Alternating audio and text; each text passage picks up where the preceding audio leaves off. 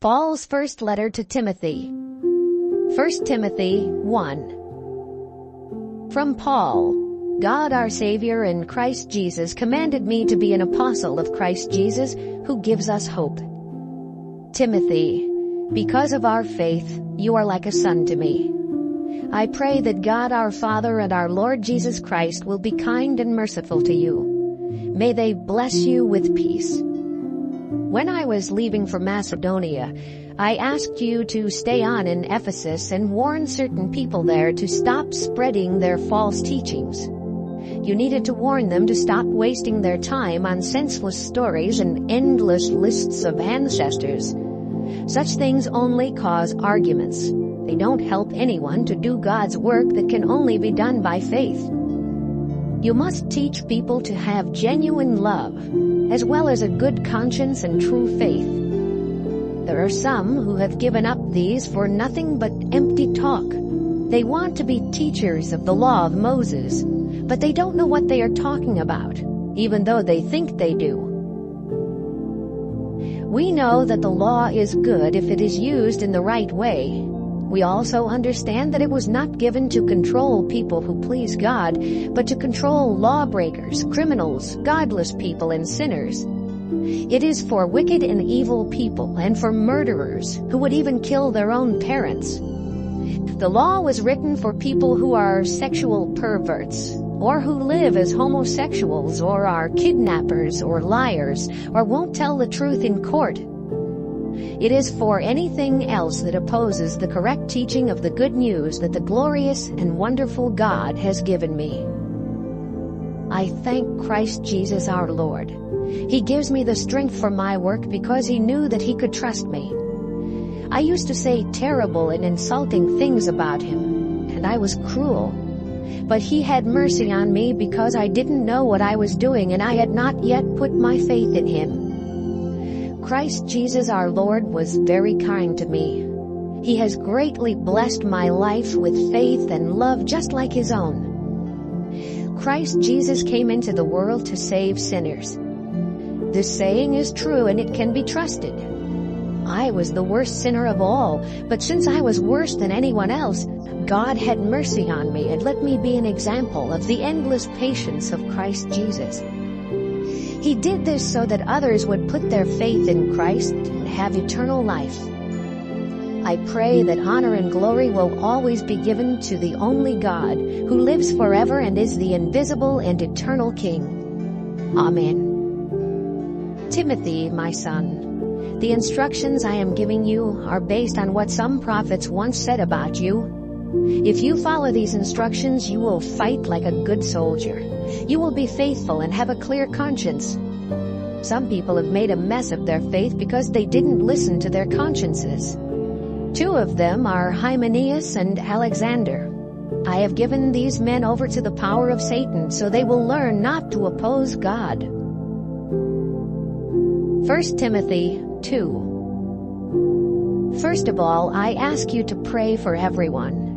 Ask God to help and bless them all, and tell God how thankful you are for each of them. Pray for kings and others in power so that we may live quiet and peaceful lives as we worship and honor God. This kind of prayer is good, and it pleases God our Savior. God wants everyone to be saved and to know the whole truth, which is, there is only one God, and Christ Jesus is the only one who can bring us to God. Jesus was truly human, and He gave Himself to rescue all of us. God showed us this at the right time. This is why God chose me to be a preacher and an apostle of the good news. I am telling the truth. I am not lying. God sent me to teach the Gentiles about faith and truth. I want everyone everywhere to lift innocent hands toward heaven and pray without being angry or arguing with each other. I would like for women to wear modest and sensible clothes. They should not have fancy hairdos or wear expensive clothes or put on jewelry made of gold or pearls. Women who claim to love God should do helpful things for others, and they should learn by being quiet and paying attention. They should be silent and not be allowed to teach or to tell men what to do. After all, Adam was created before Eve, and the man Adam was not the one who was fooled. It was the woman Eve who was completely fooled and sinned. But women will be saved by having children, if they stay faithful, loving, holy, and modest. 1 Timothy 3. It is true that anyone who desires to be a church official wants to be something worthwhile. That's why officials must have a good reputation and be married only once. They must be self-controlled, sensible, well-behaved, friendly to strangers, and able to teach. They must not be heavy drinkers or troublemakers. Instead, they must be kind and gentle and not love money. Church officials must be in control of their own families, and they must see that their children are obedient and always respectful. If they don't know how to control their own families, how can they look after God's people? They must not be new followers of the Lord. If they are, they might become proud and be doomed along with the devil. Finally, they must be well respected by people who are not followers. Then they won't be trapped and disgraced by the devil. Church officers should be serious. They must not be liars, heavy drinkers, or greedy for money. And they must have a clear conscience and hold firmly to what God has shown us about our faith. They must first prove themselves. Then, if no one has anything against them, they can serve as officers. Women must also be serious. They must not gossip or be heavy drinkers, and they must be faithful in everything they do. Church officers must be married only once. They must be in full control of their children and everyone else in their home. Those who serve well as officers will earn a good reputation and will be highly respected for their faith in Christ Jesus. I hope to visit you soon, but I am writing these instructions so that if I am delayed, you will know how everyone who belongs to God's family ought to behave. After all, the Church of the Living God is the strong foundation of truth. Here is the great mystery of our religion. Christ came as a human. The Spirit proved that he pleased God, and he was seen by angels. Christ was preached to the nations. People in this world put their faith in him, and he was taken up to glory. 1 Timothy 4. God's Spirit clearly says that in the last days many people will turn from their faith. They will be fooled by evil spirits and by teachings that come from demons. They will also be fooled by the false claims of liars whose consciences have washed all feeling. These liars will forbid people to marry or to eat certain foods. But God created these foods to be eaten with thankful hearts by his followers who know the truth.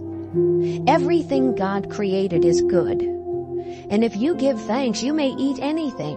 What God has said and your prayer will make it fit to eat. If you teach these things to other followers, you will be a good servant of Christ Jesus.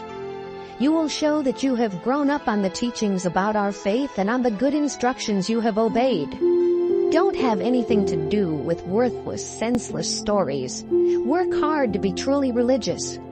As the saying goes, exercise is good for your body, but religion helps you in every way. It promises life, now and forever. These words are worthwhile and should not be forgotten. We have put our hope in the living God, who is the Savior of everyone, but especially of those who have faith.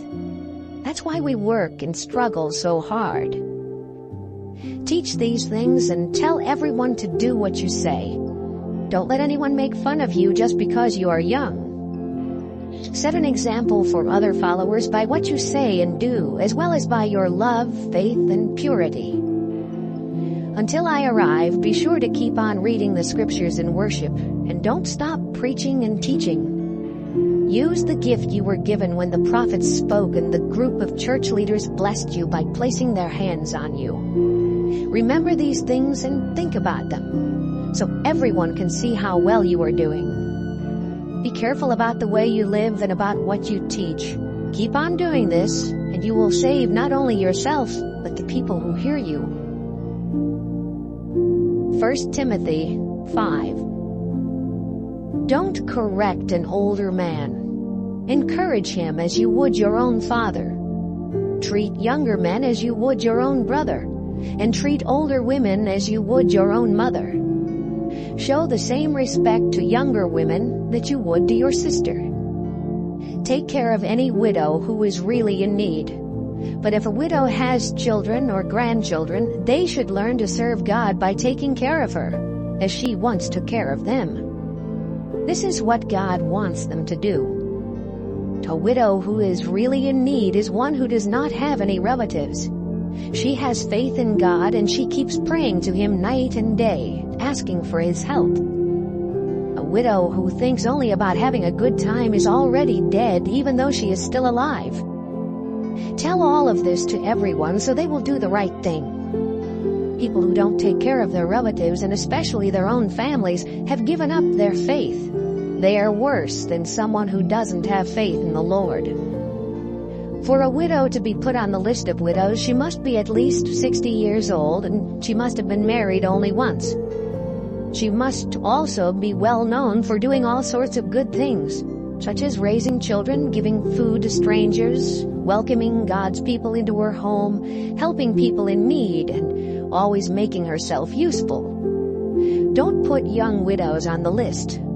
They may later have a strong desire to get married, then they will turn away from Christ and become guilty of breaking their promise to Him. Besides, they will become lazy and get into the habit of going from house to house. Next, they will start gossiping and become busybodies, talking about things that are none of their business.